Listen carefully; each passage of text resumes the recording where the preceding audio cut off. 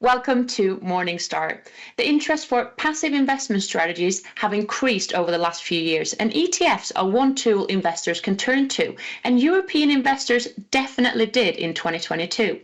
With me today is Jose Garcia-Zarate. He's Associate Director for Passive Strategies Research here at Morningstar, and he's going to give us some insight into the European ETF market. Jose, you have noted that the European ETF market proved remarkably resilient in 2022, with inflows of 78 billion euros. Why do you think investors are turning to ETFs despite this very challenging market climate that we had last year? Hi, Joanna. Thank you for having me. And yeah, you're totally correct. I mean, it was very challenging market conditions. It was an unusual year, actually, where both equity and bond markets went down. That created very difficult conditions for active managers to deploy their skills. The negative correlation between equity and bonds basically didn't work last year. So I guess that if from an investor's point of view, faced with such an extreme and difficult situation, many of these investors might have said, well, let's at least control what we can effectively control, and that's management fees. So the lower actually you pay out in fees, the more that you minimize the downside that everybody was experiencing. So I think actually the low-cost nature of passive funds was a key saving grace in this scenario, and that's why they mostly went for these options. Okay, so the challenging climate for active managers to navigate through could have pushed investors then to these more low-cost alternatives. But the interest isn't just increasing for ETFs, it's also increasing for ESG-related products here in Europe. Did you spot any interesting trends here?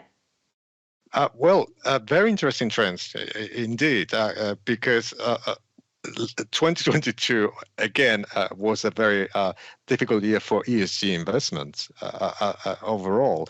I mean, the only place where you were making money is actually if you were heavily overweighted in fossil fuels or things that your standard ESG fund wouldn't have, such as nuclear weapons or war material. So ESG as a whole underperformed mainstream, and yet over practically 2/3 of all the net flows that went into the European ETF market last year went into ESG products. And to me, that actually speaks of a sort of like a long-term trend of structural change in the allocation of capital by European investors, whereby they were able to see through the short-term underperformance that the ESG experienced in 2022 and made a conscious long-term strategic allocation to ESG because they think that this is going to be the way forward for the long term and the way that the investment landscape is evolving, certainly in Europe. And that's basically backed up by the regulatory changes, but also by the nature of the investor base in Europe, which is very conscious about, or is increasingly more conscious versus other geographical areas about these issues. And on a last note then, do you think ETFs will continue this strong trend during 2023 too?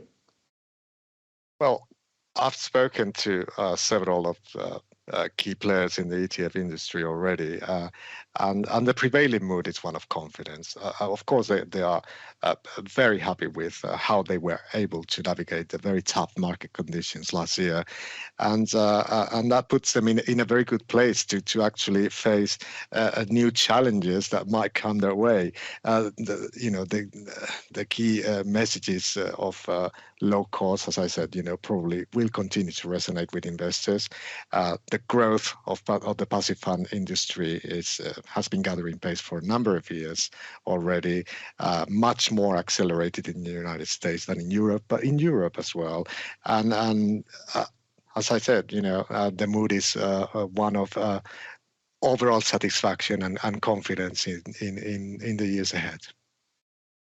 Thank you so much, Jose, for this interesting insight into the European ETF market. And until next time, I'm Joanna England for Morningstar.